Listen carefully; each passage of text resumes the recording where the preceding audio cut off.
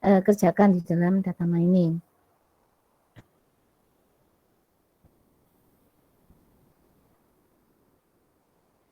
Kemudian fungsionalitas dari data mining digunakan untuk apa? Di sini banyak sekali fungsionalitasnya dan kebanyakan data mining itu menggunakan fungsionalitas teknik klasifikasi, penggolongan, kemudian yang banyak juga adalah prediksi. Jadi prediksi artinya memperkirakan nilai sesuatu, nilai yang tidak atau belum diketahui atau nilai berikutnya yang akan datang, ya, berdasarkan data yang sudah ada, yang sudah kita ketahui label atau nilai kelasnya. Jadi kita bisa memprediksi nilai dari data yang belum diketahui dengan teknik fungsionalitas klasifikasi dan prediksi. Kemudian ada lagi market basket analysis. Jadi banyak sekali fungsionalitas data mining. Dan di pengenalan data mining ini pertama nanti akan saya berikan klasifikasi, ya. Kemudian setelah itu sebetulnya prediksi masih masuk di klasifikasinya, ya. Yang utama nanti akan saya berikan yang fungsionalitas klasifikasi. Kemudian kita sampai ke mengapa data mining itu diperlukan, ya. Pada awalnya perkembangan database management system itu gunanya adalah untuk mengubah data mentah menjadi informasi yang berguna. Jadi kalau data yang belum diolah dimasukkan untuk menjadi informasi yang berguna di dalam DBMS atau database management system, maka data itu akan terstruktur dengan baik dan bisa dilakukan operasi terhadap data tersebut. Ya, misalkan dilakukan pemanggilan data, kemudian dilakukan proses summary terhadap data itu, kemudian dilakukan proses pemanggilan itu termasuk juga pencarian data, proses sorting, juga proses filtering, dan lain-lain. Atau juga dilakukan perubahan terhadap data itu yang disimpan, data yang disimpan itu dengan mudah, ya. Jadi bisa ditambahkan lagi dengan insert, atau kita ubah dengan update, atau kita hapus baris datanya dengan perintah delete. Jadi dengan dimasukkan ke dalam database management system, maka kita bisa mengolah data itu dengan mudah. Nah, jadi misalkan kalau ada klinik kesehatan, klinik kecil yang mula-mula belum terkomputerisasi, ya, semuanya dicatat di dalam kertas, diketik dengan mesin ketik yang jadul, misalkan seperti itu, belum ada komputernya, maka bisa kita bayangkan untuk mengarsip data pasien itu semakin lama semakin banyak dan lemarinya tidak akan cukup, ya.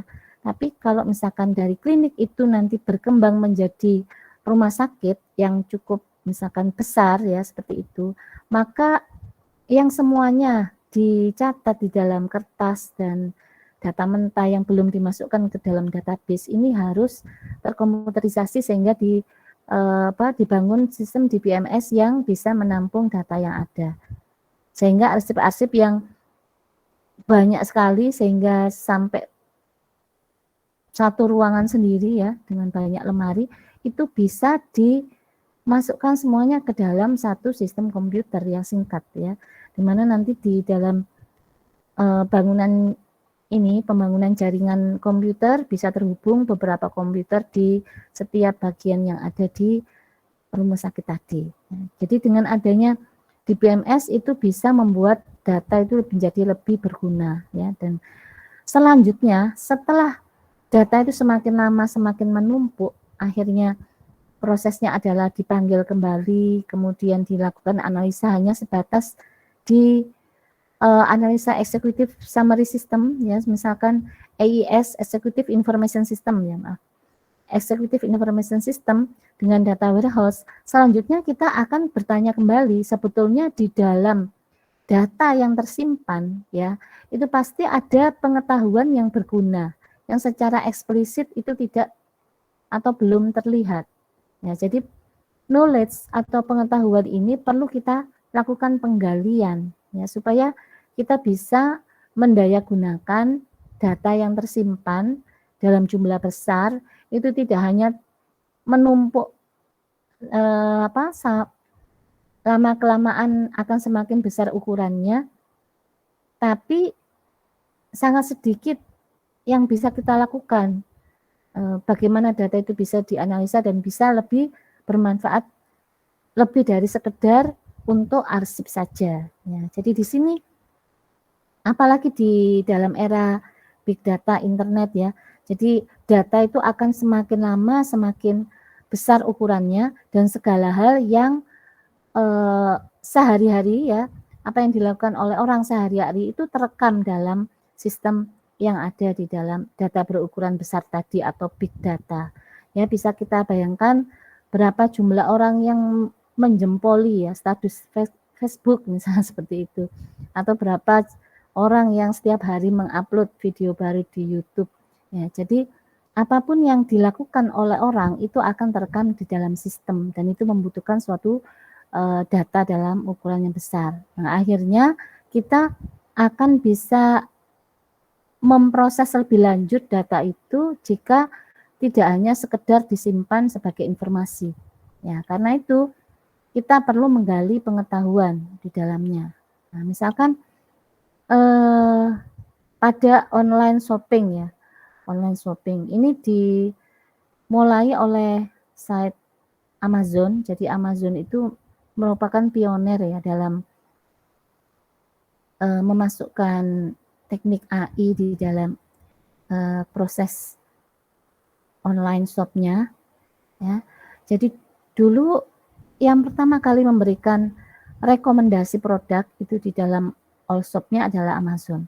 Jadi seorang customer ya, apakah dia pernah membeli suatu barang, semua transaksi pembeliannya terekam di dalam sistem. Kemudian barang apa saja yang pernah dia view ya, hanya di view saja, itu nanti sistem juga akan mengetahuinya ya. Berapa lama dia melihat barang itu misalkan seperti itu. Kemudian di dalam transaksinya juga mungkin pembeli tadi pernah memberikan review terhadap suatu barang. Meskipun belum membeli ya, tapi misalkan dia pernah menggunakan atau misalkan dia memberikan pendapat, maka nanti akan semuanya terekam ke dalam sistem ya. Jadi apa yang dilakukan oleh customer di sini disebut dengan behavior analysis, jadi analisa perilaku. Jadi analisa perilaku ini yang bisa memberikan sistem itu keputusan ya, kira-kira produk yang disukai oleh customer ini yang mana saja ya. Jadi preferensinya apa? Sehingga pada saat kita login ke dalam sebuah sistem yang dimana kita sudah pernah masuk sebelumnya, maka yang tampil di situ adalah produk-produk yang direkomendasikan, yang kemungkinan besar kita menyukainya sehingga akan membeli ya produk tadi. Daripada customer itu melihat katalog produk yang sangat banyak sekali ya, mengeksplor semua yang ada itu sangat banyak dan tidak cukup waktu untuk melihat itu semua, tapi dengan rekomendasi produk ini nanti akan membantu customer untuk lebih cepat menemukan kira-kira barang yang dia sukai ya. Jadi misalkan kalau dia pernah membeli aksesoris komputer, maka semua rekomendasi produknya adalah yang berhubungan dengan itu. Ya, apa yang dia beli nanti akan muncul seperti itu. Apa di dalam halaman rekomendasi produknya. Juga di dalam Amazon sendiri juga ada penerapan teknik data mining yang disebut dengan market basket analysis. Jadi analisa keranjang belanja. Di mana kalau misalkan customer itu membeli beberapa barang ya, barang mana yang sering muncul secara bersamaan dengan barang yang lain seperti itu. Jadi ada pengukuran nilai measurement yang disebut dengan support dan confidence di dalam market basket analysis yang nantinya implementasinya bisa dibuat suatu sistem, misalkan bisa membuat katalog produk untuk promosi yang dikirimkan ke email customer, nah, misalkan seperti itu. Kemudian di samping membuat katalog produk juga promo bundle produk. Jadi misalkan dengan membeli 2 barang ya yang dalam satu bundle itu harganya lebih hemat. Itu semua melalui suatu analisa keranjang belanja. Jadi tidak hanya acak dan dipasang-pasangkan oleh manusia gitu, tidak ya. Jadi karena sistem yang melakukannya dengan teknik data mining ya yang ada di dalam data mining. Jadi banyak hal yang bisa dilakukan dalam kita menganalisa apa yang ada di dalam keranjang belanjanya customer gitu ya. Jadi di sini dengan adanya ledakan data, di mana data itu sangat besar sekali ukurannya, pertumbuhannya eksponensial. Jadi eksponensial itu gini ya. Jadi sehingga kalau X itu adalah sumbu X itu adalah time atau waktunya, sumbu Y itu adalah ukuran datanya. Maka kalau terjadi ledakan data dalam waktu yang singkat, ya selisih sedikit di dalam sumbu X, perpotongan dengan sumbu Y itu hampir tidak kelihatan karena langsung menjulang ke atas ya. Sehingga kita tidak bisa tahu sampai di mana perpotongannya dengan Y karena saking besarnya ukurannya. Jadi karena terjadi ledakan data. Nah, karena itu kita dengan adanya data mining itu menjadi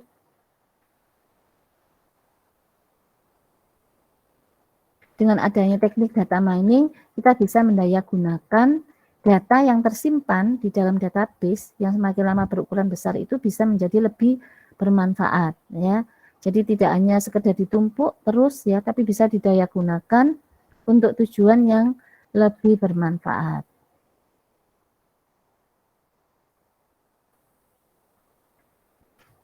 Kemudian evolusi teknologi database ya. Sampai tahun 2000-an. Jadi slide ini memang dibuat seperti ini dan sekarang ya lebih baru daripada yang ada tampil di sini ya. Setelah 2000 juga ya utamanya setelah teknologi web ya. Ini data semakin besar ukurannya. Kemudian kita sampai pada definisi data mining. Setelah kita pahami latar belakangnya tadi ya, kenapa kita perlu mempelajari data mining, karena supaya data itu bisa lebih didayagunakan dan lebih bermanfaat daripada hanya sekedar ditumpuk saja. Di mana di dalam data mining itu sendiri terjadi proses penggalian. Karena itu gambarnya di sini adalah orang di dalam pertambangan ya, memegang kampak di sini dan dia menggali untuk menemukan apa yang disebut dengan pengetahuan ini yang digambarkan dengan berlian di sini ya, karena sesuatu yang berharga. Jadi bisa dinyatakan di dalam definisi ekstraksi pola yang menarik ya, yang bersifat implisit. Berarti kalau implisit artinya tidak kelihatan ya. Implisit itu yang tersirat gitu ya. Yang sebelumnya tidak diketahui dan memiliki potensi tinggi untuk bisa dimanfaatkan. Ya, untuk bisa dimanfaatkan. Kemudian data mining ini dalam nama lainnya disebut dengan Knowledge Discovery in Database atau KDD. Di mana KDD ini setiap tahun ada lombanya ya. KDD 2021 apa? Ada yang tahu? Atau sudah pernah ada yang melihat? Topiknya apa KDD 2021? Pemenangnya sudah diumumkan. Karena ini kan sudah November ya. Biasanya pertengahan tahun ya. Agustus September gitu. Karena biasanya Agustus September itu kan liburan musim panas ya. Jadi kalau liburan musim panas di Inggris itu liburan anak-anak sekolah masuk kuliah juga itu 3,5 bulan. Lama sekali ya. karena itu dimanfaatkan untuk summer school, untuk training ya, dari menghadiri conference ya itu. pada liburan musim panas. Di KDD itu KDD Cup mungkin sekitar pertengahan tahun. Kemudian untuk summer school Anda bisa mencari ya, mencari sendiri, mungkin banyak yang gratis ya, perlu dipenuhi syaratnya apa. Nah, kalau misalkan Anda perlu rekomendasi, ya, mungkin bisa dari Bapak Ibu dosen ya. Nah, jadi sebelum minta rekomendasi Anda harus inikan dulu ya, memberikan dulu kompetensinya apa, sehingga yang memberikan rekomendasi bisa tahu gitu. Jadi dulu waktu ada angkatannya Fatih itu 2 tahun lalu ya, kalau enggak, iya 2 tahun lalu, itu ada yang 1 orang sering mengikuti summer school itu dan tidak pernah bayar dia. Jadi tergantung dari ini ya, kemauan. Kalau kita mencari nanti akan ada jalan ya, meskipun untuk mendapatkannya tidak ada yang mudah, tapi kita harus berjuang sampai bisa ya. Kemudian proses yang ada di dalam KDD atau data mining itu bisa dinyatakan dalam gambar seperti ini. Jadi ini adalah proses di dalam data mining. Jadi karena ini asli dari slide-nya Jia Wei Han dan Michelin Camber, ya, ini belum diubah ya, seperti ini. Kalau misalkan menurut saya ya, semuanya itu adalah menurut saya ini adalah semuanya ini menurut proses data mining, tapi di tengah-tengahnya sini yang ada tulisan data mining itu adalah machine learning. Jadi machine learning itu teknik yang digunakan untuk menemukan pola yang tadi interestingness pattern ya. Jadi pola yang menarik ya. Pola menarik yang berguna yang bisa kita nyatakan dalam bentuk pengetahuan ya. Yang nantinya pengetahuan itu bisa kita gunakan untuk memecahkan solusi dalam kasus yang akan dipecahkan oleh data mining. Jadi di sini dimulai dari DBMS ya, data yang tersimpan di dalam database, dan ini bisa heterogen, bisa banyak sumber datanya ya, di mana data yang heterogen ini dilakukan integrasi dan dipersiapkan untuk bisa masuk ke data warehouse di sini. Jadi data warehouse itu merupakan data yang sudah dilakukan pre-processing atau pemrosesan, di mana di sini data itu dibersihkan, ya, dilakukan cleaning. Ya, jadi ada yang mengatakan bahwa proses untuk penyiapan data pre-processing di dalam data mining itu kadang sampai mencapai 70% waktu yang diperlukan seperti itu, karena ini adalah hal yang penting bagaimana mempersiapkan data itu supaya bisa siap untuk dilakukan proses pembelajaran data sini. Jadi di dalam pre-processing sendiri ada pengisian nilai yang hilang atau missing values. Jadi nilai yang hilang ini bisa disebabkan karena memang datanya tidak tersedia atau operator lupa untuk memasukkannya, atau data ini ditunda pengisiannya, seperti itu. Jadi untuk bisa mengimplementasikan teknik machine learning yang ada di sini, data itu semuanya harus ada isinya. Jadi yang missing yang kosong-kosong itu harus diisi ya. Di dalam missing values, teknik yang paling sederhana adalah menggunakan average method, di mana average method itu kalau datanya numerik, ya kita isi dengan nilai rata-ratanya. Kalau datanya itu kategorikal, ya kategori atau label, kita isi dengan nilai yang paling sering muncul, ya, atau disebut dengan nilai apa yang sering muncul itu, kalau median, min itu rata-rata ya, nilai sering muncul namanya apa ya, lupa sampean saya di statistik itu. Modus, Bu. Modus ya, modus atau mode gitu ya, nilai yang sering muncul. Jadi datanya itu harus ini terisi ya, supaya nanti bisa diterapkan teknik machine learning di sini. Jadi harus terisi dulu. Di samping datanya terisi juga diidentifikasi adanya data yang outlier. Jadi outlier itu bahasa Indonesianya pencilan ya. Outlier itu sesuatu yang tidak umum, data yang berbeda dari data pada umumnya. Dan data outlier ini bisa disebabkan karena ada kesalahan pengetikan, misalnya seperti itu.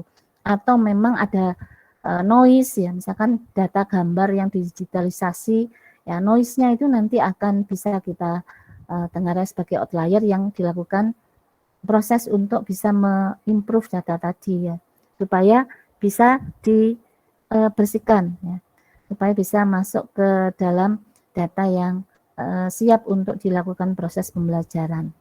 Kemudian di samping itu juga ada proses selection. Ya, selection ini berkaitan dengan atribut yang digunakan ya dalam proses ini. Di mana di sini yang relevan dengan tugas yang akan diselesaikan, task relevan data. Dan selection ini juga memilih atribut-atribut yang paling berkontribusi atau relevan dengan penyelesaian persoalan. Jadi misalkan ada sekian ratus atribut atau banyak sekali ya, atau di data kesehatan itu atributnya multidimensional dan sangat banyak ya, data DNA, data protein, jutaan, ratusan, ribuan, seperti itu.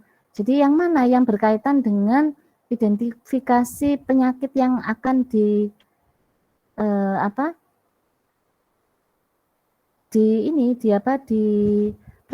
penyakitnya.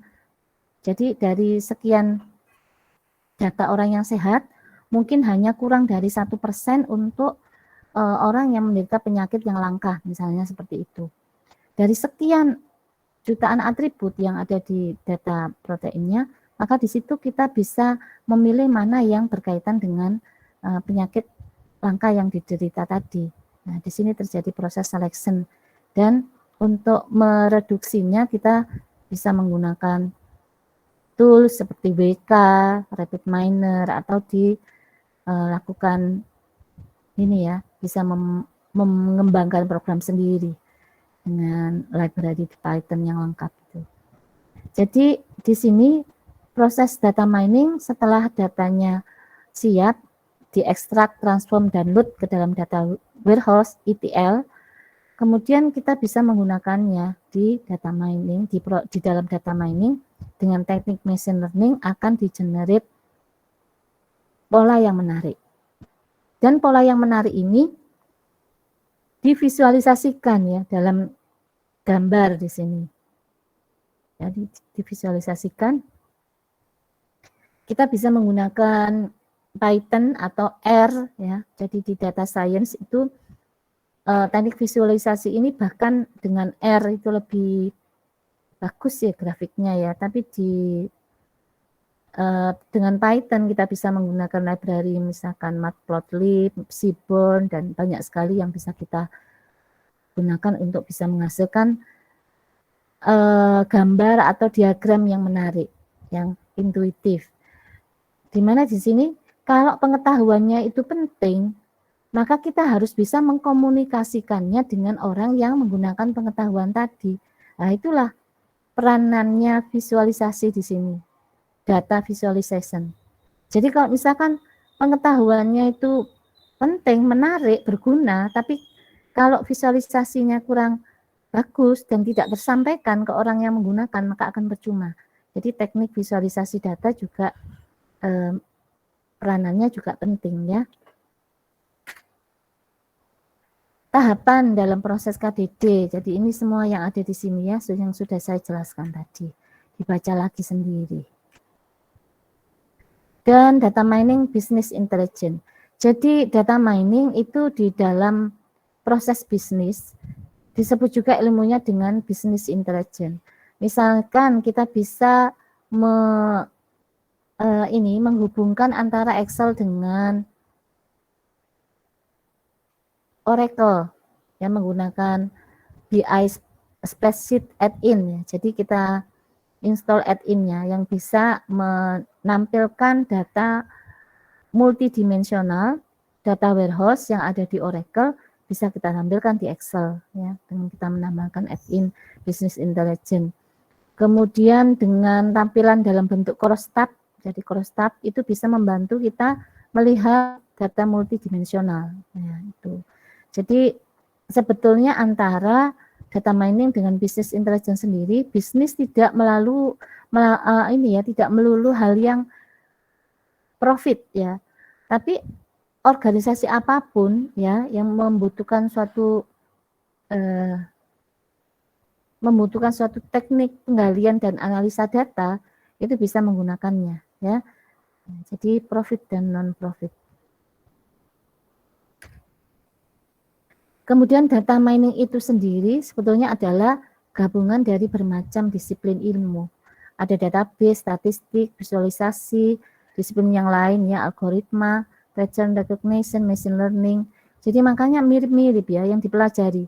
Kalau saya lihat mata kuliahnya machine learning dengan data mining itu sebetulnya enaknya digabung saja.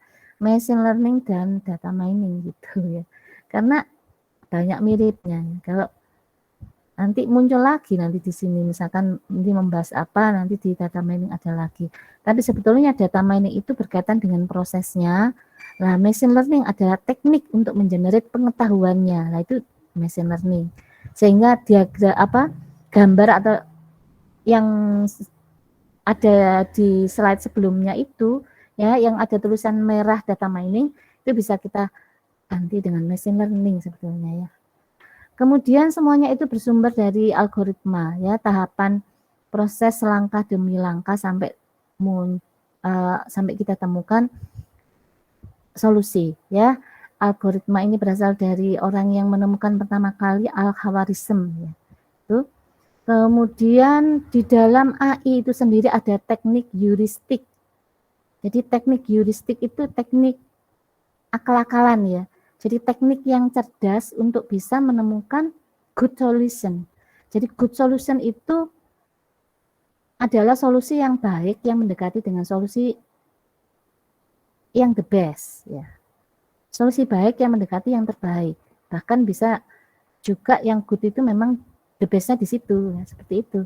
Jadi di dalam AI itu sendiri tidak mungkin kita kalau ruang persoalan itu kita eksplor semuanya, mungkin nanti akan membutuhkan waktu yang sangat lama sekali, tapi dengan teknik heuristik ya, teknik akal-akalan tadi nanti kita bisa menemukan cara yang bagus untuk menemukan solusi dari persoalan. Dan malah tulisan AI nggak ada di sini ya, kecerdasan buatan. Itu intinya semuanya. Dan masuk di sini ya. Jadi ada disiplin berarti semuanya yang nggak ada kelihatan di sini tulisannya itu masuk di disiplin lainnya di sini. Mengapa kita jadi ketinggalan jika menggunakan analisa data dengan cara tradisional? Ya jelas ya. Dan kadang begini, cara tradisional itu seringkali orang mengatakannya adalah cara dengan statistik. Tapi sebetulnya ya, statistik itu sendiri adalah ilmu yang sudah maju juga ya, dengan juga tidak tradisional. Misalkan kalau Anda menggunakan tools SPSS, di situ juga ada clustering, ada juga teknik yang lain yang digunakan di dalam data mining machine learning. Meskipun tidak lengkap semuanya ya, jadi terbatas. Kalau misalkan di SPSS kan kita tidak bisa mengcoding dengan luasan, misalkan kalau kita mendevelop program dengan Python, kemudian kita datanya itu kita split, ada training, ada testing, kemudian mana yang model yang dihasilkan yang akan di-apply ke testing seperti itu, tidak banyak yang bisa dilakukan kalau misalkan kita menggunakan tools seperti SPSS ya. Jadi meskipun codingnya ada di situ ya, tapi tidak didesain untuk bisa seperti yang dilakukan oleh Python. Kemudian tentu yang kita lakukan di sini adalah kita mempelajari teknik yang ada sekarang di data science, data mining, machine learning, itu yang kita gunakan untuk menggali pengetahuan yang memungkinkan data itu bisa lebih bermanfaat daripada hanya sekedar memberikan informasi atau diarsip saja ya. Kemudian pada jenis data apa saja? Pada data yang bervariasi ya. Masih ingat big data itu kan ada 3V ya. Variety, kemudian apa? Velocity, yang satunya lagi apa? Masih ingat? Variety, velocity, saya sih kok lupa ya. Variety itu adalah macam datanya ya. Volume. Oh, volume ya, itu yang benar. Kasih ya. Volume. Volume ukuran ya, pasti kan kalau big ya ukurannya data itu sangat besar sekali. Kemudian variety di sini data yang terstruktur, semi dan sama sekali tidak terstruktur. Itu bisa semuanya digunakan di dalam data mining. Di sini ada data streams dan data sensor, misalkan dari sistem IoT ya. Kemudian data time series, data time series ini di data warehouse. Jadi data time series adalah data yang mengandung dimensi waktu. Jadi data yang mengandung dimensi waktu di sini kita bisa memprediksi nilai, misalkan nilai penjualan bulan depan dari data penjualan 2 tahun terakhir. Nah, itu kita bisa menggunakan teknik seperti neural network, jaringan saraf ya. Misalkan kita menggunakan Backpro atau menggunakan multi-layer perceptron ya, banyak sekali arsitektur jaringan saraf yang digunakan untuk memprediksi nilai berikutnya. Nah, seperti itu. Nah, datanya pasti time series karena mengandung dimensi waktu di sini. Dan data yang lainnya ya, spasial, koordinat di bumi ya, longitude. Kemudian multimedia database, nah, data yang tidak hanya sekedar data teks tapi data suara, data gambar dan lain-lain. Kemudian teks database dan data di internet.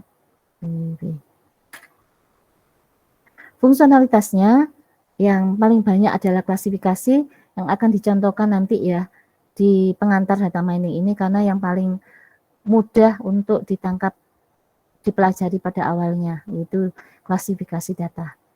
Kemudian fungsionalitas yang lainnya prediksi, itu sudah saya jelaskan tadi ya, untuk memprediksi nilai penjualan tadi dari 2 tahun terakhir jumlah penjualannya sudah diketahui.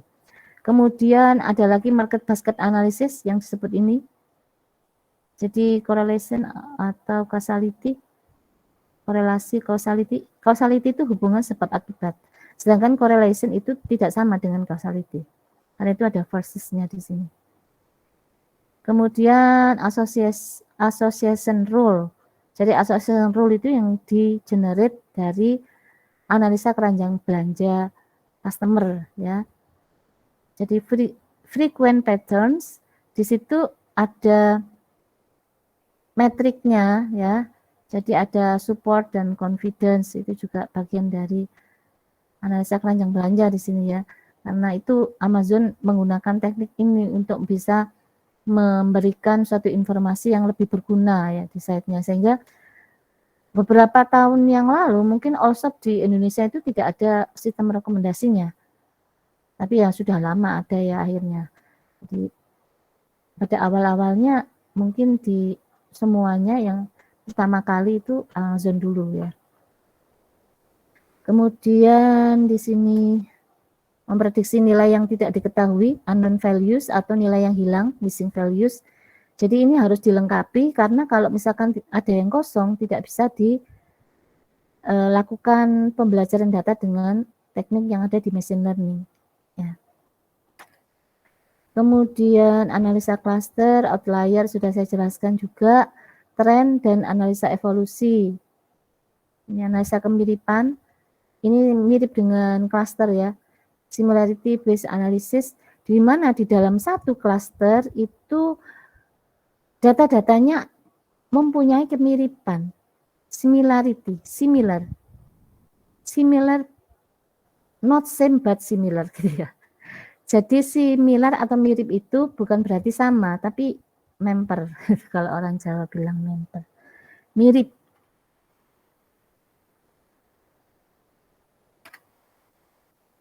Ini data mining society-nya atau community-nya.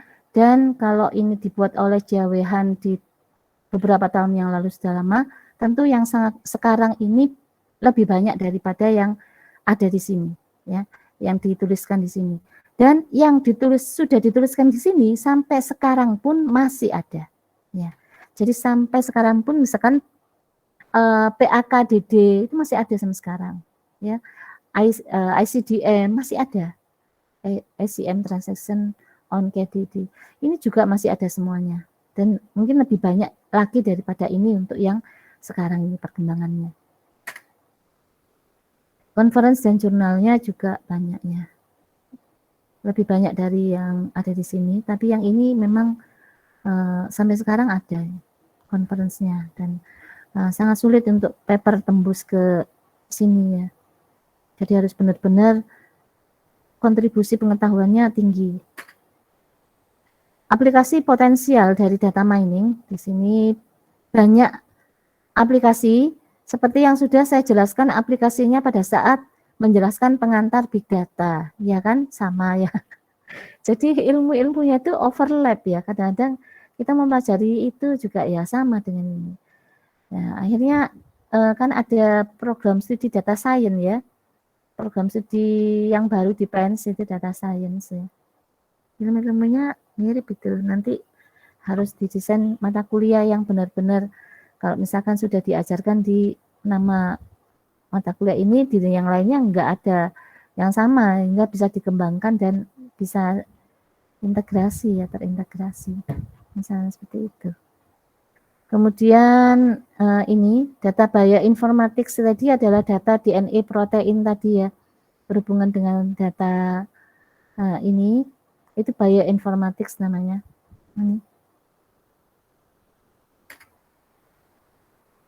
Kemudian apakah semua pola yang ditemukan itu bisa dikatakan penting? Tentu tidak ya. Jadi interestingness measures. Jadi ukuran seberapa menarik pola itu ditemukan itu. Jadi ada pengukurannya. Seberapa menarik, karena yang kita temukan tidak selalu menarik dan yang menarik tidak selalu berguna. Dan yang berguna itu nanti pasti penting ya untuk dipakai. Nah, seperti itu. Jadi di dalam data mining juga, selain kita mengubah dari information menjadi knowledge, maka itu juga membutuhkan apa yang disebut dengan, kalau orang big data atau data science bilang wisdom ya, kebijakan ya, bagaimana kita menyatakan bahwa pola itu memang penting ya.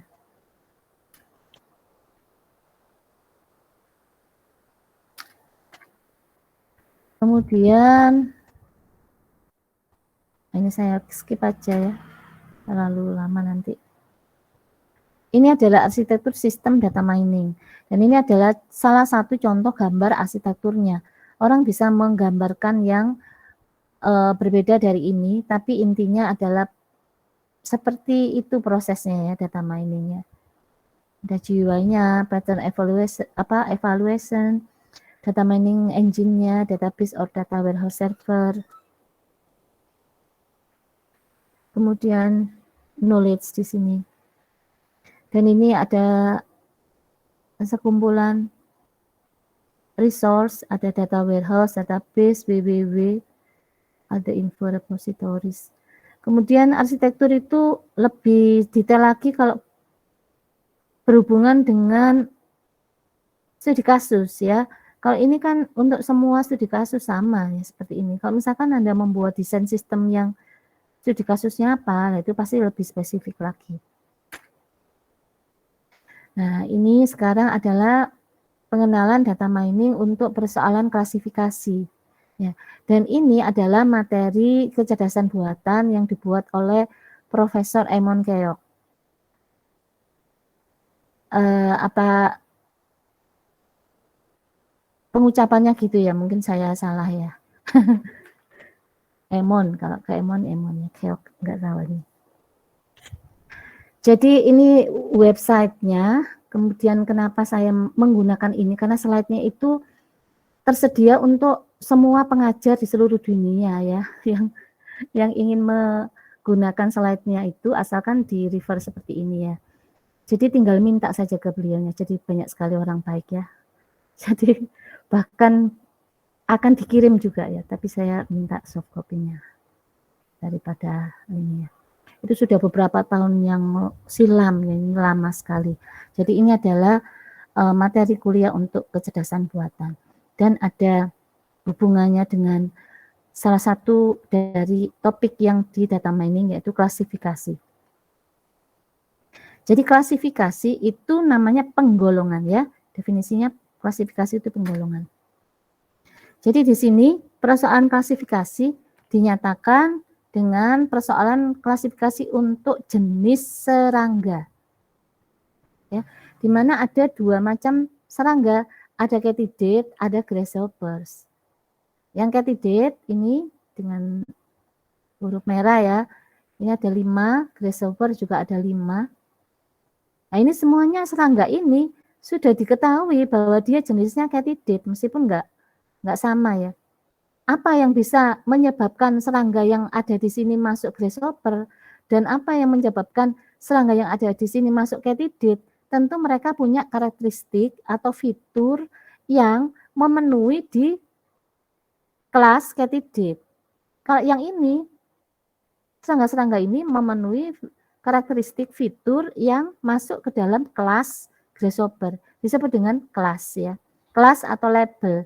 Jadi di sini labelnya ada 2. Ya, kelas atau labelnya ada 2, yaitu katydid dengan grasshopper. Setelah kita sudah tahu ya serangga-serangga ini labelnya apa, ternyata ada serangga baru di sini.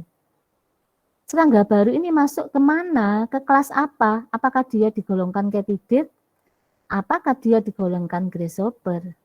Nah, kalau Anda hanya melihat begini saja, kira-kira dia masuk kemana? Nggak tahu ya. Kita harus menghitungnya dengan cara ilmiah ya. Nanti dia akan masuk kemana di sini serangga baru ini. Baik, sekarang pertanyaannya adalah bagaimana kita bisa menggolongkan serangga itu masuk katydid dan bagaimana kita bisa menggolongkan serangga itu masuk grasshopper berdasarkan fiturnya. Jadi di sini fitur atau features ya. Kita ukur, kita lakukan measure features-nya.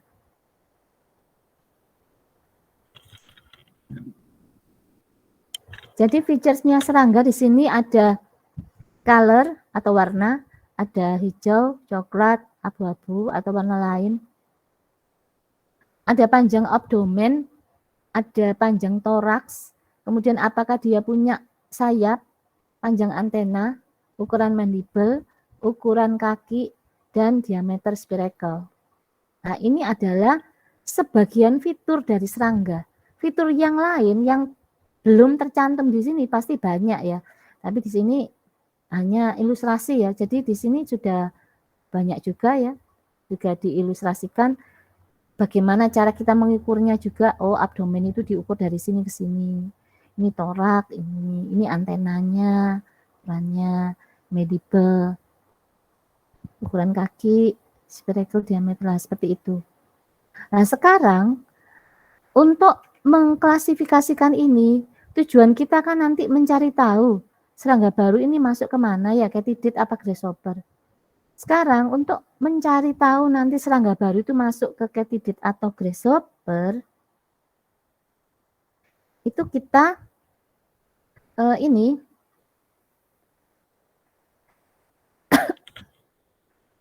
kita ambil 2 features ya, abdomen length dengan antena length saja. 2 feature saja. Kenapa hanya 2? Ini kita ambil 2 toh. 2 ya. Kalau insect ID ini kan hanya penomoran saja, tidak ikut dalam proses pembelajaran ya. Jadi hanya penandanya saja ini. Seperti kalau data set Titanic, nah ini nomor penumpang ya, nomor tiket lah, itu kan nggak masuk di pembelajaran ya. Nah, jadi di sini ada abdomen length dan antena length. Ini adalah kelas yang sudah diketahui tadi. Grasshopper ada 5 serangga dan katydid ada 5 serangga. Kenapa ada 2? Supaya bisa kita plot di sini. Nah, ini diplot. Yang grasshopper ada bulatan biru, yang katydid ada kotak garis merah. Ya, tuh.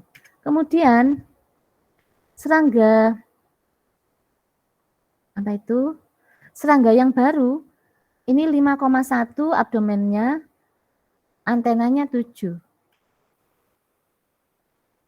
Berarti abdomennya 5,1 di sini, antenanya 7. Nah, berarti serangga baru itu kira-kira posisinya diletakkan di sini, ya. Nah, kalau dengan pola seperti ini, kira-kira masuknya kemana dia, serangga baru itu? Masuknya ke Katidid atau masuk ke Grasshopper? Jawaban loh, Rek. Bu Tesi nggak bisa lihat chatnya Google Meet. Katidid. Katidid. Alasannya, Subhan ya jawab ini ya. Alasannya apa, Subhan? Karena grafiknya mendekati itu kelas Katidid. Mendekati kelas Katidid. Ngitungnya gimana, Subhan? Berdasarkan koordinat ini. Ngitungnya gimana? Kan nanti Itu kita membuat program komputer loh ya.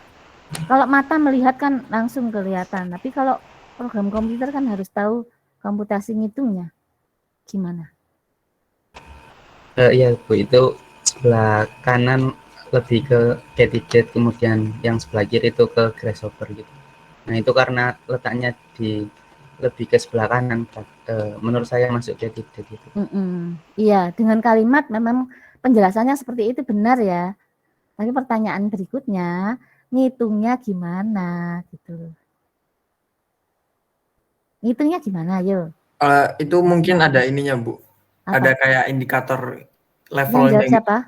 Saya Nafis, Bu. Nafis. Indikator di mana, Nafis? Ya, mungkin misalkan kayak panjangnya kaki, misalkan sekian, berarti nanti levelnya di poin 7 titik berapa gitu misalkan. Mungkin kayak gitu, Bu. Jadi ada Ini, poin levelnya gitu. ini berdasarkan data ini saja loh, Nafis. Berdasarkan data ini saja, kita ambil 2 saja fiturnya supaya gampang dihitung, ya. Supaya gampang dihitung, kita ambil 2 saja. Sorry. Ini kan sebetulnya fiturnya banyak, ya. Diambil 2 supaya bisa diilustrasikan di sini, gitu, Nafis. Terus ngitungnya bagaimana? Supaya ini nanti masuknya ke Katidid atau ke Grasshopper, gitu. Ayo, gimana? Pakai persentase mungkin. Persentase? Iya. Atau mungkin pakai similarity yang tadi tuh, Bu. Ada rumusnya guys. Apa? Ya. Apa guys? Rumusnya guys? Rumusnya similarity. Ayo. Ini Bu mungkin bisa lihat yang slide sebelumnya Bu. Mana? Ini? Ya. Ya. Kita lihat itu dulu. Yang masuk Grasshopper apa?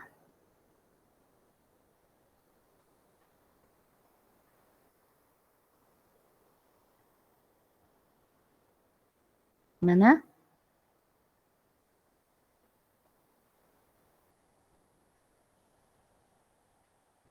Cara menghitungnya?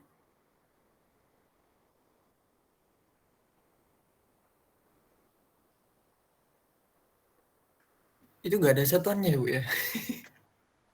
Satuan itu ya gak pengaruh, Rek. Kan gak pengaruh, yang penting angka ini. Ya, angka. Ini angka. Satuannya apakah senti, apa mili ya. Pokoknya ini angka. Nah, terus gambarnya diplotting seperti ini. Nah, nanti kalau posisinya serangga baru itu kan koordinatnya ini. Nah, kalau Anda membuat program, nanti gimana? Program itu bisa tahu. Bukan mata manusia loh ya. Kalau mata kita kan langsung tahu. Karena apa namanya, antena length sama abdomen lengthnya itu di atas dari 6 misalkan. Jadi lebih dominan di Katididnya. 6 cm mungkin, Bu. Tak catatnya dulu ya. Ya. Pakai SVM, Bu. Berapa? Pakai SVM itu ya apa Bu. cara nih? Ayo, metode nih. SVM itu kan ada batasannya, Bu ya. Cuma namanya tok yang tahu, tapi nggak tahu cara kerjanya. Ayo. Gimana ya? Saya agak lupa, Bu. Lupa apa? Nggak ngerti caranya. Namanya tok yang tahu. Ini paling gampang loh ya. Ya, Bu. Ini yang paling gampang ya harus bisa jawab. Tadi apa? Kalau SVM di skip aja dulu ya.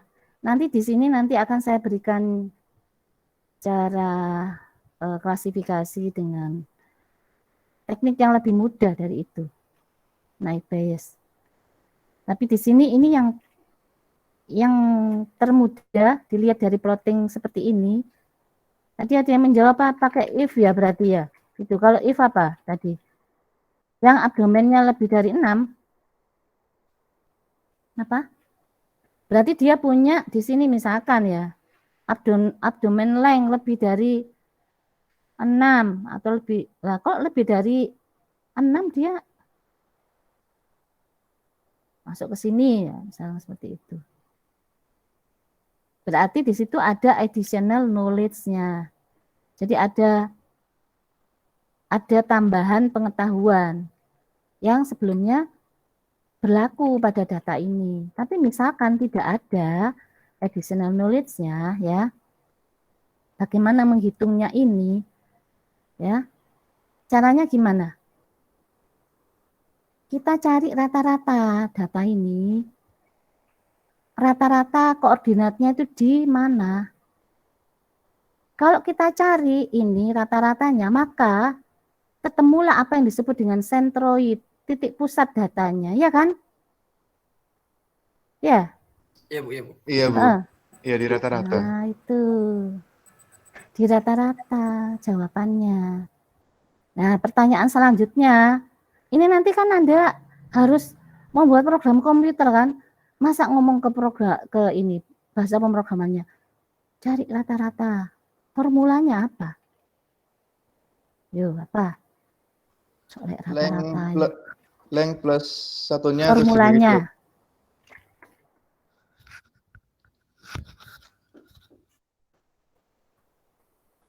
Formulanya yaitu kalau datanya tadi kan 5, berarti total ya. Total jumlah keseluruhan data dari 5 serangga yang masuk dalam satu kelompok dibagi dengan jumlah datanya, iya kan? Berarti apa? Epsilon. Ya. Kan saya tanya formulanya, ya. Bu Tesi tanya formulanya. Ini gambarnya epsilon juga melengkung-melengkung gini. Ini lebih bagus dari ini mestinya ya. Epsilon ini epsilon lah ya, anggapan epsilon. Kalau kita mencari rata-ratanya nilai X, kan itu sama dengan jumlah total dari XI. Ya. I dari 1 sampai 5. Ya, jumlah. Kenapa 5? Karena kan dalam satu kelompok itu ada 5 serangga, ya enggak? Iya Bu. Dibagi dengan Iya. 5 gitu loh. Karena nanti kan aduh Mas Allah 5-nya kayak gitu. Karena kita membuat program komputer ya. Nah, itu kalau mencari X dengan cara yang sama Y-nya juga ketemu ya. Akhirnya masing-masing dari kelompok ini kita punya sentroid yang pertama, sentroidnya grasshopper, sentroid yang kedua, sentroidnya katydid. Taruhlah misalkan di sini C1. Itu rata-rata atau sentroidnya grasshopper. Jadi misalkan di sini C1.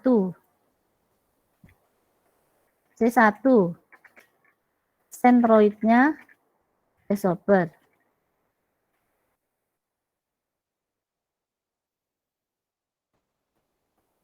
Kemudian C2 sentroidnya katydid. Baru kalau kita sudah menemukan titik pusat atau rata-ratanya tadi ya, dari menghitung rata-rata kita temukan sentroid atau titik pusatnya. Berikutnya apa? Mencari jaraknya, ya. Mencari jaraknya apa? Dari koordinatnya serangga baru tadi itu loh. Dengan C1 dan C2. Ya enggak? Ya, Berarti Kak, iya. dikurangi Bu itu atau gimana? Ayo. Ada yang bisa menjawab, dikurangi atau gimana? Ini misalkan data baru di sini ya. Ini C2 berarti di sini ya, C2. C2 di sini. Misalkan ini C1-nya itu di sini. Berarti kita cari jaraknya, koordinat ini ke sini dan koordinat ini ke sini. Jaraknya. Ya enggak? Jaraknya. Kita bisa menjawab jaraknya, tapi rumusnya jarak lo opo rek? Ya apa? Bagaimana cara mendapatkannya? Nah, ini misalkan ini ya, C1 itu X1 Y1 ya. X1 Y1.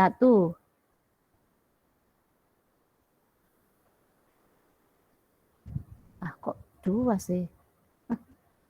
X1 Y1. Terus ini data baru ini apa? Nah, bagaimana cara kita mendapatkannya? Kita dengan mencari jaraknya dengan menggunakan Euclidean distance. Euclidean distance itu bersumber pada rumus dalil Pythagoras.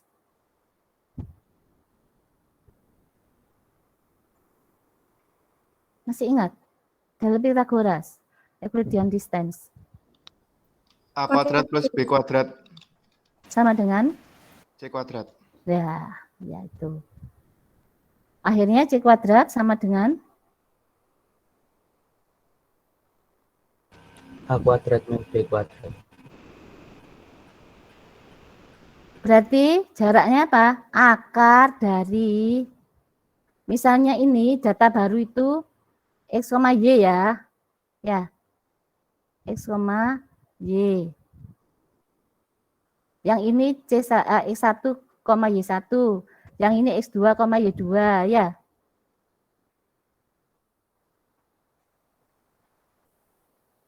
Enak kalau nulis di papan ini ya. Gara-gara pandemi nih, nggak ada kuliah ini. Papannya paling beras. Jadi apa jaraknya? Kalau jaraknya data baru ke C1 apa? X min X1 kuadrat plus Y min Y2 kuadrat. Betul. Di akar ya. Yang terakhir di akar. Ini sudah dapat. Ini Euclidean distance namanya. Jadi bersumber dari dalil Pythagoras.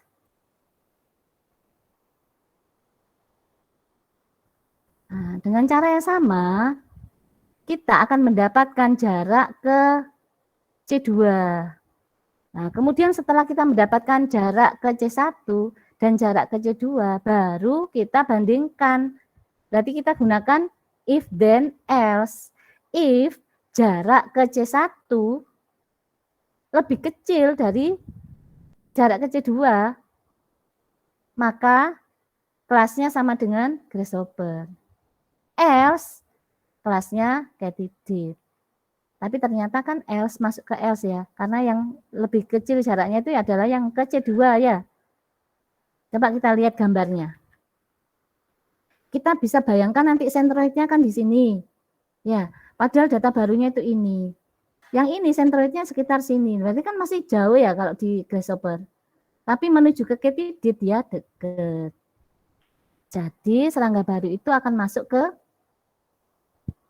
mana? Ke katidid. Caranya itu ya. Sudah jelas lah sekarang.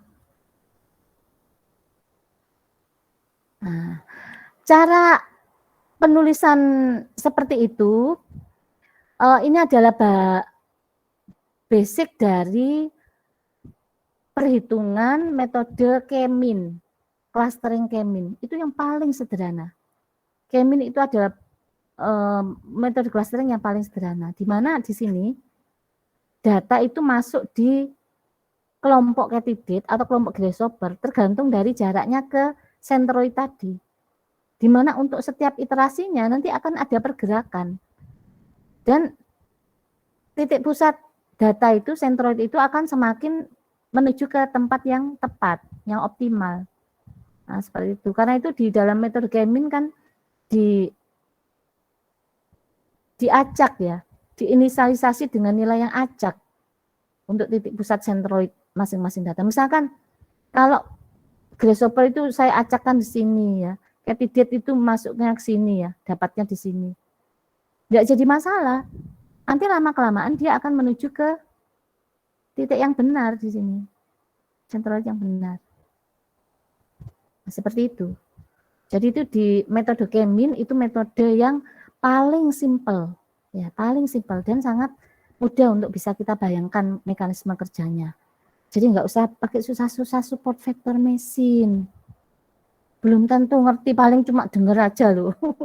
Iya. Jadi yang paling mudah dulu ya. Jadi yang paling mudah dulu, dan kalau yang mudah begini ya, paling gampang seperti ini. Kalau Anda bisa menjawabnya misalkan lebih dekat ke sini, ke candidate daripada ke grasshopper. Sekarang tanyakan ke diri sendiri, bagaimana cara rumusnya? Formulanya, karena nanti yang akan Anda buat itu adalah program komputer ya. Kita tidak hanya sekedar melihat gini bisa menilai karena manusia ya bisa punya otak ya. Tapi kalau misalkan kita menjadikan program kita itu bisa meniru cara bagaimana cara manusia berpikir, mengambil keputusan, nah kita harus tahu formulanya, bagaimana cara perhitungannya. Nah, dia dimasuk ke candidate. Kemudian kalau di alam itu kita perbanyak jumlahnya grasshopper dan jumlahnya candidate, maka akan membentuk pola geometris yang sangat menarik seperti ini. Ya. Jadi itulah mengapa di alam itu semua itu sudah teratur dengan sangat indahnya ya, seperti ini.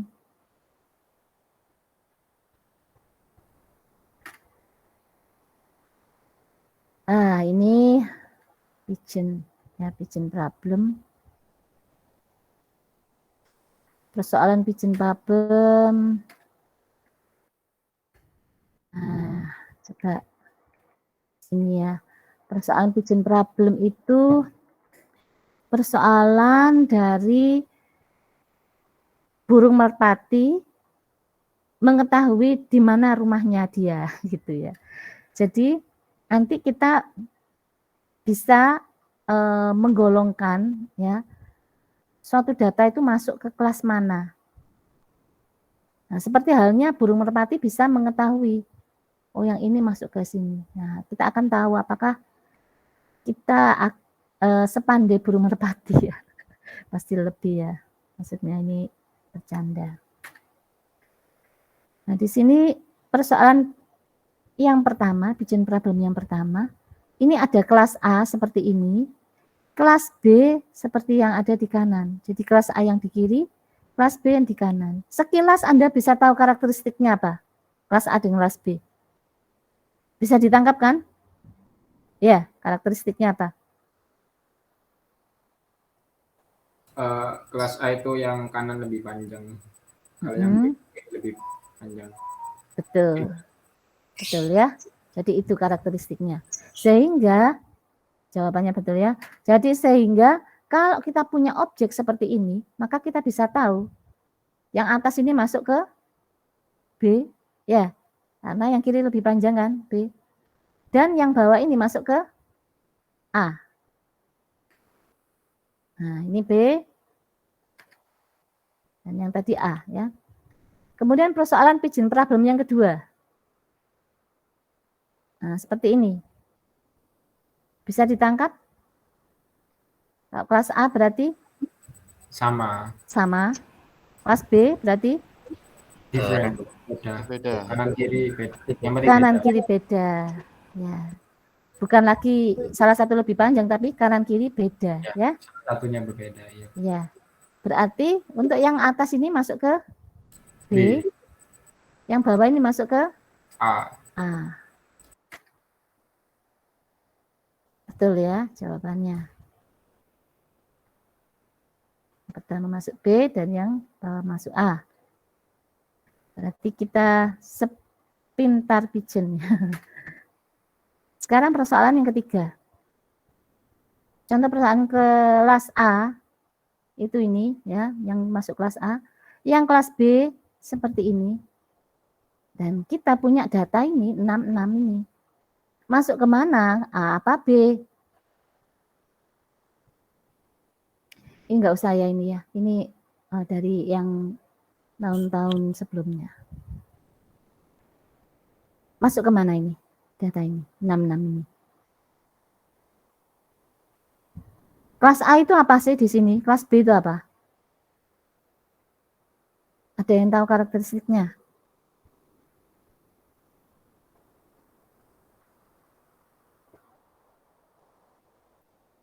Masih bingung, Bu. Apa? Agak bingung ya? Iya. Tapi tantangannya kita harus bisa sepandai merpati loh ya.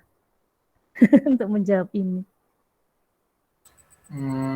Kalau saya lihat itu Ya. summary dari kelas A itu tidak lebih dari 10. Kalau yang summary Summary total ya? iya Bu, total jumlahnya. Kalau yang B itu lebih dari 10. Jadi kalau yang jumlahnya 2 kotak itu lebih dari 10 berarti dia masuk B. Kalau dia 10 atau di bawah 10 itu masuknya ke A gitu. Kalau dari saya gitu. Kalau 10 persis masuk A apa B? A Bu, karena di A itu yang 3+7 dia masuk A. 10 persis masuk A ya? Berarti yang B itu? Lebih dari 10. Yang B lebih dari 10 ya? Iya, kalau saya begitu. Dan memang itu jawabannya ya. Berarti sepandai merpati ini yang jawab ini. Bayu ya. Lama-lama hafal ya. Jadi ini benar ya. Jadi yang ini adalah masuk ke yang ini 66 ini masuk ke kelas B. Kenapa? Karena dia jumlahnya lebih dari 10. Ya. Kalau yang ini dia kurang dari sama dengan 10. Jadi ada yang sama dengan di sini, 3 dengan 7. Nah, di sini mengapa kita menghabiskan waktu untuk mempelajari game-game seperti ini? Itu katanya orang ini ya. Terus Pak Simpson menjawab, ini Pak Simpson ya. Gambar karikatur The Simpsons. Ini juga ini salah satu karikatur The Simpsons juga. Karena kita ingin memperlihatkan bahwa hampir semua persoalan klasifikasi itu memiliki interpretasi geometrik. Nah, ini dia interpretasi geometriknya. Jadi kalau yang left bar-nya lebih tinggi, dia masuk ke B. Jadi yang sebelah kirinya lebih tinggi, dia masuk ke sini. Ya. Sedangkan yang lebih rendah, yang lebih tinggi itu yang kanan ya, masuk ke kelas A. Bulatan biru ini kelas A. Yang sama diagonal nggak ada ya, nggak ada yang menempati yang sama di sini. Jadi ini adalah membentuk pola geometris. Ini juga pigeon problem yang kedua seperti ini. Jadi yang kelas A itu karena sama dia menempati diagonal. Ya. Untuk yang kelas B kiri kanan nggak sama, jadi dia bisa dimanapun kecuali di diagonal, jangan. Ya, kalau yang diagonal ini tempatnya A. Nah ini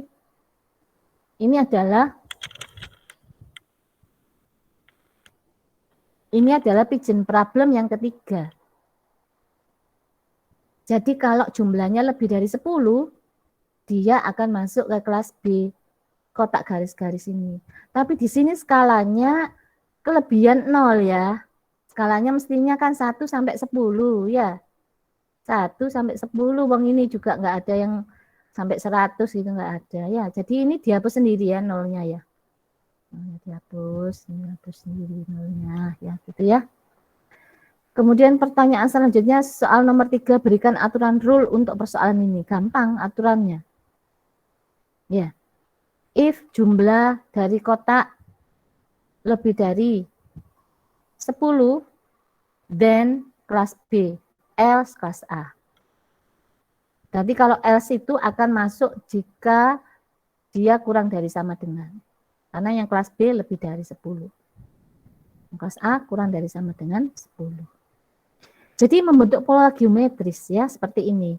Jadi yang ada di sini bulatan ini membentuk lingkaran ini yang diagonalnya yang sama dengan 10 jumlahnya. Nah, yang ada kotak garis-garis itu kalau lebih dari 10 kalau di total jumlahnya. Sedangkan yang kurang dari adalah yang bulatan biru sini. Membentuk pola geometris. Nah ini, kalau misalkan kita kembali ke sini ya, antena length, abdomen length, katydids, dan grasshopper, yang menentukan serangga katydids dan grasshopper. Nah itu kita nanti akan mengenal ada teknik di data mining yang namanya decision tree classifier. Jadi di dalam data itu tersembunyi suatu pengetahuan yang mana data itu membentuk suatu pohon keputusan sebetulnya. Seperti ini. Dan ini harus saya hentikan karena sudah jam 10.30 ya. Nah, kita sampai sini. Untuk slide selanjutnya Anda pelajari, Anda baca, yang nanti minggu depan akan saya jelaskan. Decision tree maupun teknik yang satunya yaitu naive Bayes. Jadi ini akan saya sambung minggu depan ya. Jadi yang sebelum-sebelumnya kalau ada keterangan itu bisa keterangan dari saya bisa Anda catat sendiri ya, meskipun tidak ada di slide. Misalkan di sini bagaimana cara melakukan komputasi untuk mendapatkan nilai ini serangga baru itu masuk kemana, nah, misalkan seperti itu. Nanti kalau misalkan kisi-kisi di UAS, ini salah satu kisi-kisinya.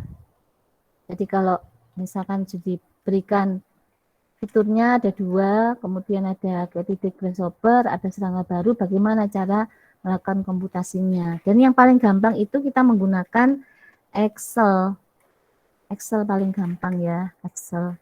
Kemarin soalnya saya sudah menuliskan, ya apa sih? Ini ya. Jadi kita cari centroidnya katydids itu di sini. Jadi dari abdomen antena dan abdomen length kita cari rata-ratanya. Jadi di total kemudian di akar.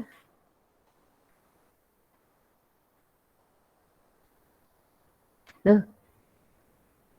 Saya tarik.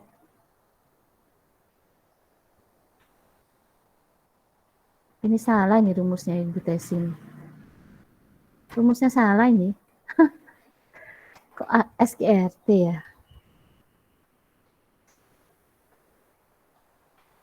B1 ini kan sum dari sini ke sini. Bukan SGRT tapi dibagi dengan jumlah data mestinya ya. Ya Allah. Terus kemarin ini ya.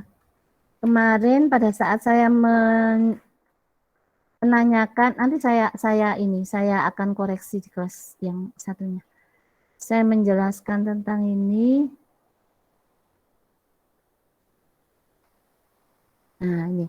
Saya menanyakan bagaimana cara mengkategorikan serangga baru itu masuk kemana gitu ya. Pada saat saya menanyakan itu, kalau ada di sini koordinatnya serangga baru masuk kemana. Nah ternyata di kelas yang lain itu punya jawaban seperti ini. Dan mereka itu menyebut-nyebut iris. Ada pelatihan sebelumnya. Berarti saya jadi tahu kalau sebelumnya itu mereka mungkin ada beberapa yang ikut pelatihan. Tapi enggak nangkep esensinya sehingga jawabannya salah ya. Jadi ini gimana ini? Seperti ini. Jadi yang dinyatakan seperti ini ya, jawaban mereka saya rangkum ini. Itu akan benar kalau ada tambahan pengetahuannya selisih antara panjang dari antena dan abdomen itu menentukan jenis serangga.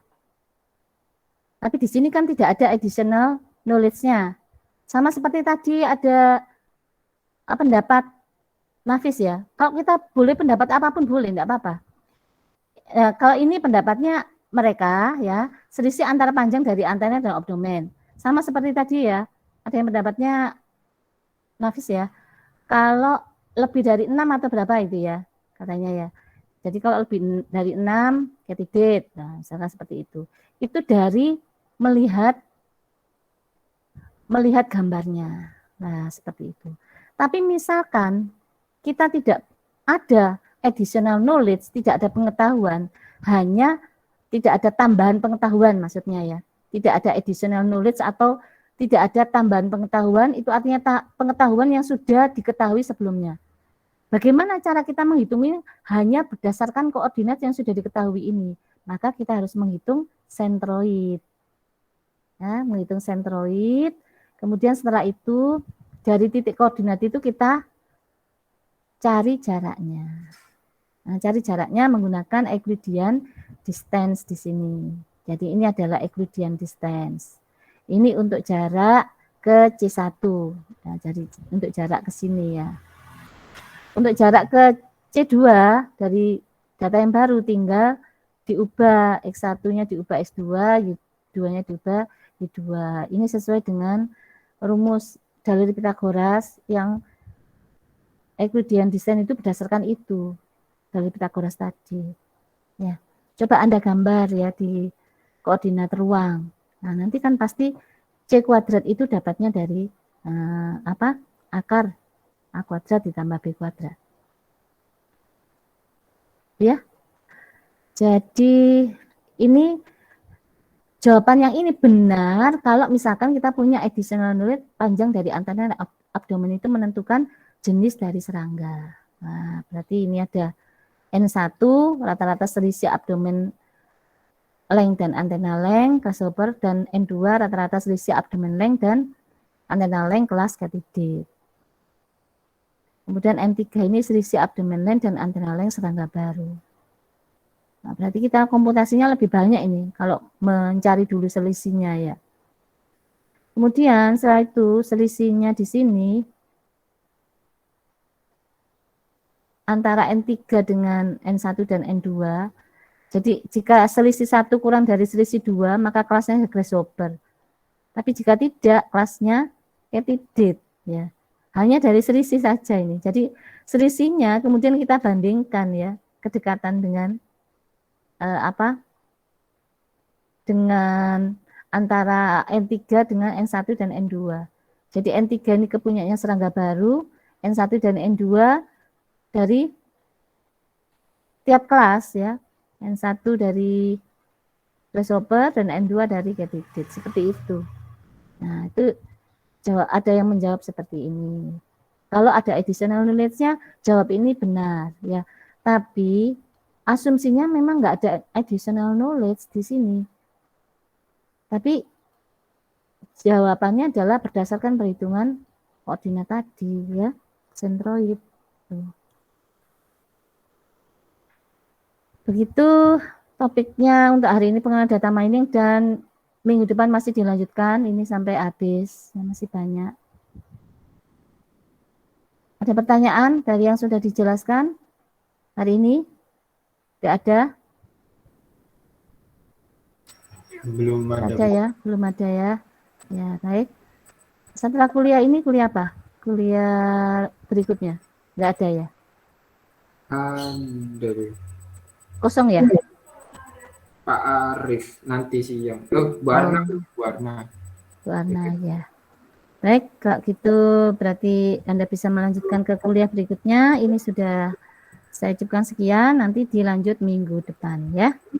Assalamualaikum warahmatullahi wabarakatuh.